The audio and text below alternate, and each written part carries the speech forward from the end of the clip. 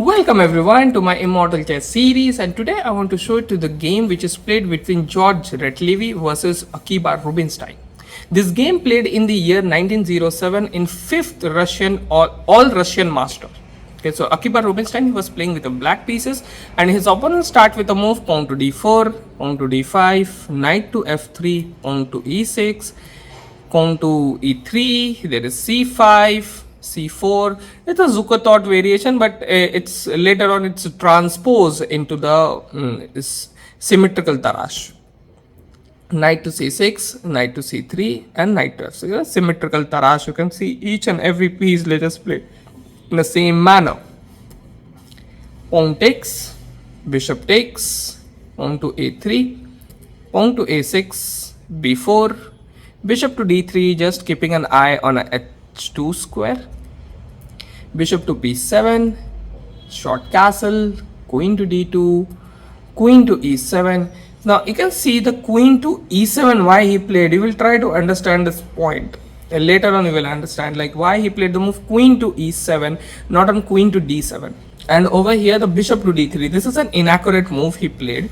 Okay, the best move what he has to play, that is a move pawn takes to d5. There's a pawn takes, a knight takes, and queen takes. So that's how you should play. Okay, but after the move the bishop to d3, okay, you just try to do the same thing like him, but there's a slight difference. Now Rubinstein played the move d takes c4. Now because of this pawn capture, the bishop has to move once again. So it's just a wastage of move. And after the move bishop to c4, b5, attacking on a bishop once again, bishop to d3, rook to e8, just rook is just on the file. And now you got the point, right? Queen to e7 and rook to d8, and he has to move the queen again. So as you can see, this bishop moved to 3 times and this queen moved 2nd time in the opening, and bishop to b7. So as we will see that now the position is equalized, or maybe black is slightly better because the first mover advantage what white had, he just lost it. Short castle, knight to e5 when offering an exchange, and of course he wants to open his light square bishop. The diagonal is not like that, but you get the point. Takes, bishop takes, and in this position white should play the move rook to d1. Why? Just bringing the rook into the center, that's what he has to do. But here he played the move pawn to f4, attacking on the bishop. Over here you can pause the video and find out the best move for the bishop. Okay? You will understand later on why this move is important. So the best one he played is the move bishop to c7. First point, that if he will go for the take, if he will go for the bishop takes c3, this bishop will get active because of the knight, the diagonal of the bishop is close. If this bishop will move to the d6, it will lock up the rook file. So bishop to c7, and later on the bishop can go to the move the b6. Bishop to b8 is also fine, but once again it will break the connection between both of the rooks. So that is the reason I think he did not go for that move as well, and he just stick with the move bishop to c7. Now once again over here, I think rook a to c1 or another rook, the f1 to d1 he should go for, but e4. I don't know what is the point over here, just opening a diagonal. And you see what Akiba Rubinstein played. Rook a to c8, bringing the another rook into the game, and as you can see that all of the pieces of the black side is active. He bring both of the rook here, the bishops, the knight is in the good square, the queen is there, each and every piece is developed. But if you see the white, rook is not doing anything, bishop is locked behind the knight, it's like that. But e5, final nail into the coffin. Now you can pause the video over here and find out the best move what black played in this position. The best move here what he played, bishop to b6 is simple check.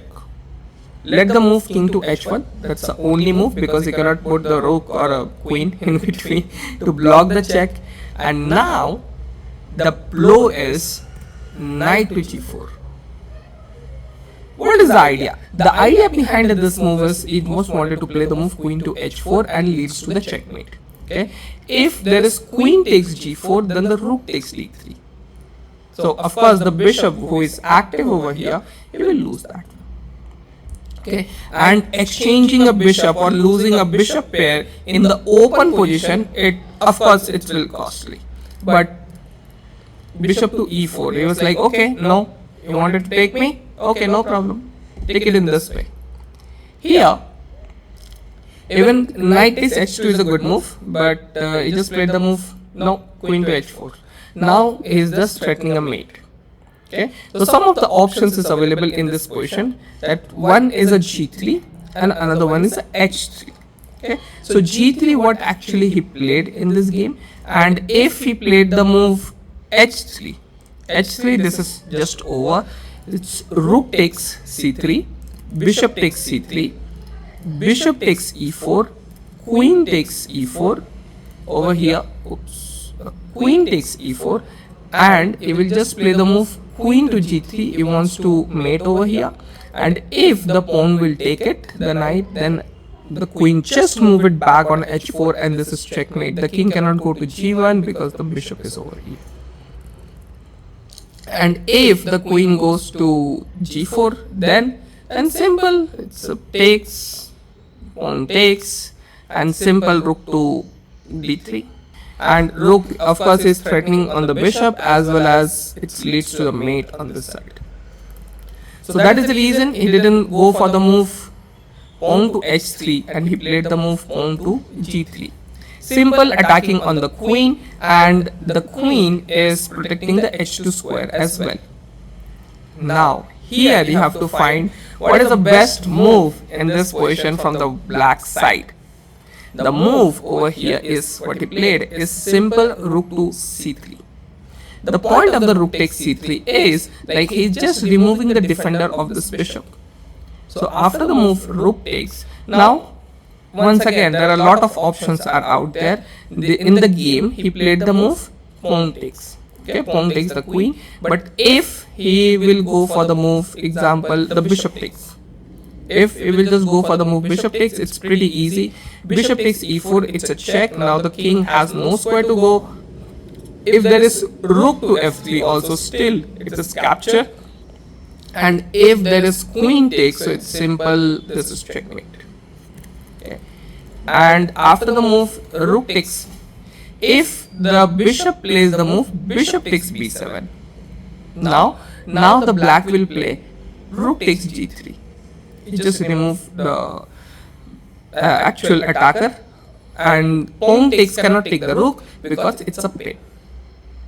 Okay, that's what he has to play. But after the move takes, he just capture the queen. It's like, okay, now what?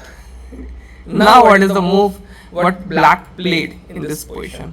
So the exclamation mark, or I will say double exclamation mark with the Rubinstein found, the move is rook to d2. The final deflections come. First he removed the defender, and now he is just offering a rook. And hey, come on, take my rook, which will remove the defender of this bishop. And of course now the bishop takes b7 is not possible because rook takes, he will take the queen. So here he just accepted, bishop takes, queen to g2, and in the first glance it looks like, hey, bishop takes, this takes, and simple rook to c2, right? But over here he made the move, and his opponent resigned the game by playing the move rook to h3. Now first of all, the bishop cannot take it because it's rook takes h2 is mate. And where the white will play? Where the white will play? If the move rook to f3, once again the bishop will take it. Bishop will take, queen takes f3, and once again the rook takes is checkmate. The point is this bishop is controlling the g1 square. So that is the reason I told you that when he played the move f4 and he wants to retreat the bishop, so this bishop move is really important, that on which square the bishop moves. And you can see the benefit of the open file, that just bring the rook on d2 and sacrifice the rook, which removes the defender of this e4 bishop, And after the move rook to h3, his opponent resigned. Like it's a mate in 3, he cannot stop from anywhere. And if, for example, we just played here. This one example. And simple rook to h2 actually to checkmate. The king cannot take this one because it's a pin, and the king cannot move to g1 because of this one. And yeah, if the bishop goes to the d4, the bishop will take first. The bishop takes d4, and of course this leads to a mate. Thank you so much for watching.